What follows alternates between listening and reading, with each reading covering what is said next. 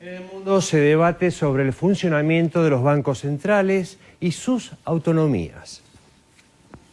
El debate acerca del grado de independencia que deben tener los bancos centrales tiene más de medio siglo, pero se realimentó con el auge del monetarismo de fines de los 70 y principios de los 80, y recibió una nueva actualización con la crisis financiera desatada entre 2007 y 2008.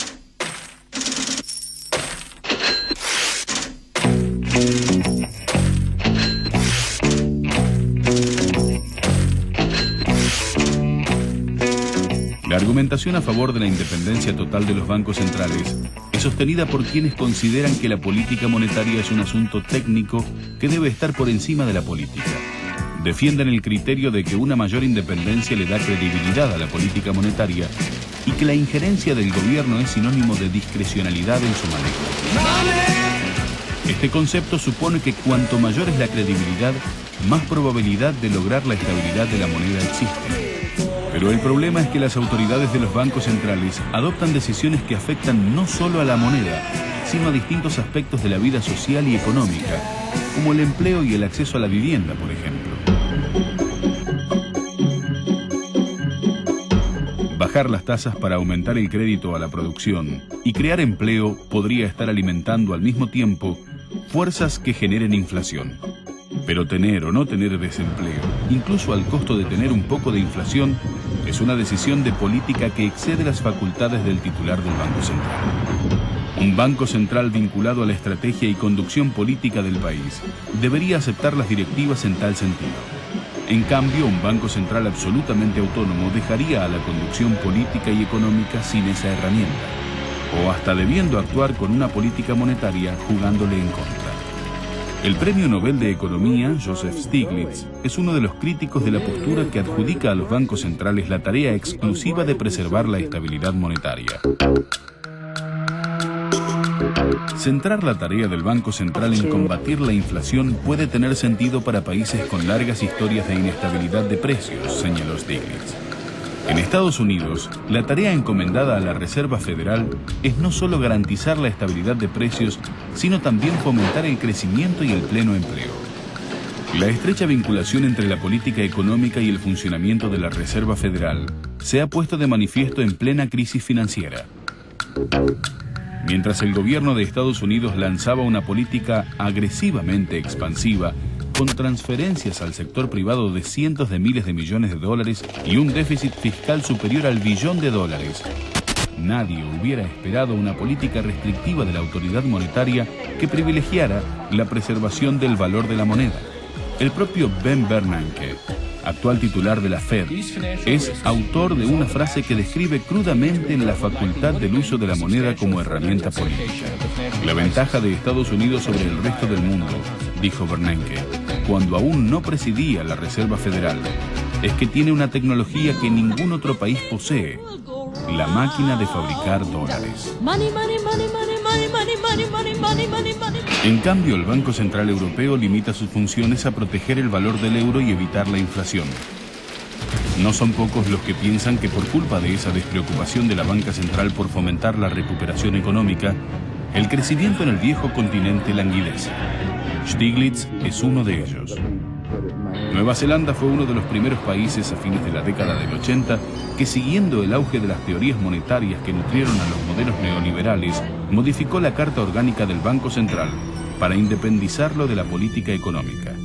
Siguieron ese mismo ejemplo en 1992 y 1994 Argentina y México.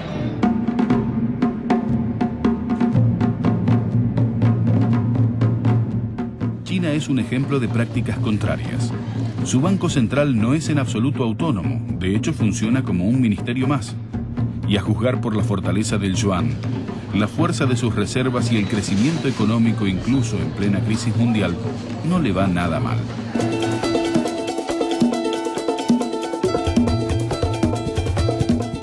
En la región latinoamericana se dan situaciones diversas. El Banco Central de Chile ha mantenido una autonomía relativamente importante en el marco de una economía que no se ha separado sustancialmente del modelo neoliberal heredado de la última dictadura. Brasil adoptó un modelo mixto con un banco central autónomo en lo operativo, pero políticamente sometido a las decisiones que se adoptan en un Consejo Monetario Nacional, en el que participa a la par de los ministerios de Hacienda y de Planificación. Venezuela, a su vez, contempla una participación del Ejecutivo en decisiones de naturaleza política. Pero la discusión sigue abierta. Después de la crisis financiera que dejó al desnudo las fallas de control y regulación sobre el sistema bancario, los supuestos méritos de privilegiar la estabilidad monetaria por sobre otras políticas económicas volvió a quedar en controversia.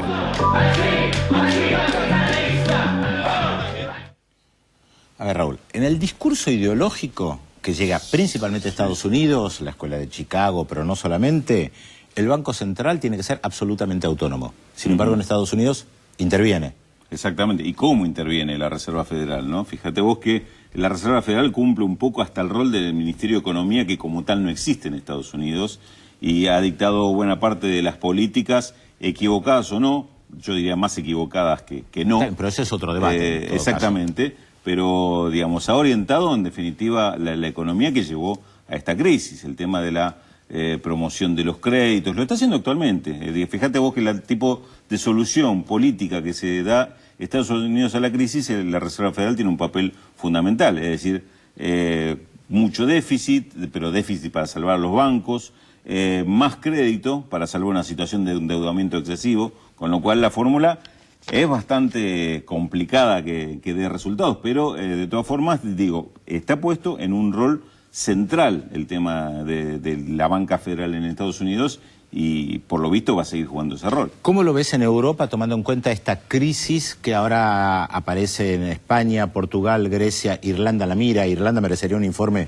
particular, ¿no? Era el gran milagro económico, de repente parece que es otra vez un país pobre en Europa. Fíjate cómo en este sentido el Banco Central Europeo es exactamente lo contrario. El Banco Central Europeo aparece acá como la imagen del Banco Central Autónomo, donde el principal rol es la defensa de la moneda, y en este caso una moneda única, es decir, que ni siquiera cada país tendría la facultad, el instrumento de operar a través de su moneda. Los que tienen el euro. De su emisión, claro. Quedan afuera, obviamente, los que no tienen la zona de eurozona, ¿no? Exacto. Y fíjate cómo esto se refleja de alguna manera en lo que está pasando. Hoy la crisis de Grecia, fundamentalmente, que es la que está más próxima a explotar, pero con España está pasando algo similar, parecería que muchos están mirando fundamentalmente desde el Banco Central Europeo y con esa visión que lo que no explote es el euro, hay que proteger la moneda. Entonces esta protección de la moneda me parece que está condenando a Grecia y a España a arreglarse como puedan. ¿Por qué? ¿Cómo repercute en Grecia concretamente esto? Concretamente no quieren hacer nada que signifique que pueda significar una debilidad para el euro. La reunión de esta semana de los líderes europeos no dio ninguna solución, simplemente una especie de apoyo moral. Yo creo que esto se va a reflejar también en la reunión de ministros de finanzas de la Unión Europea del lunes. No va a haber una solución desde el punto de vista de facilitarle créditos o dar algún tipo de política económica que ayude a Grecia. Y con España también. Con España se llegó a hablar inclusive de la posibilidad de sacar a España de la zona euro para que no contagie, para que no perjudique a los demás. Este es el tipo de razonamiento que lleva a lo que los bancos centrales autónomos terminan definiendo, el cerrarse hacia la protección de la moneda y olvidarse de otros aspectos de la economía, con lo cual terminan afectándolo. No es que son autónomos e independientes de lo que pasa con la economía real, ¿no? O sea, ¿hay una gran mentira ideológica detrás de la construcción de la autonomía o es solamente un discurso para los que se llamaban los países emergentes en los 90? Yo te diría que hay un poco de cada cosa, pero fundamentalmente hoy lo que hay es una gran confusión, me parece, en este plano internacional de crisis donde se está puesto en crisis no solo el modelo, sino varios conceptos. Es decir, con la crisis también me parece que a varios se les quemaron los libros. Y entonces estas cuestiones empiezan, por un lado, como pasa con Estados Unidos, dice una cosa pero hace otra. Y en el caso de Europa, dice y parece hacer lo que parece creerse lo que está diciendo, entonces actúa de esa manera. Entonces esto está empezando a tener consecuencias que para muchos son impredecibles, ¿no? En realidad lo que vos estás planteando es lo que vamos a ver en el segundo bloque, lo que se llamó el pensamiento único en los 90. En todos lados había que aplicar absolutamente, casi en todos lados, las mismas recetas neoliberales que también tenían, entre otros discursos, la independencia del Banco Central. Exactamente, y vamos a ver cuando cuando en el próximo bloque seguramente qué pasó en 10 años, ¿no? ¿Cómo es ese mismo modelo 10 años después?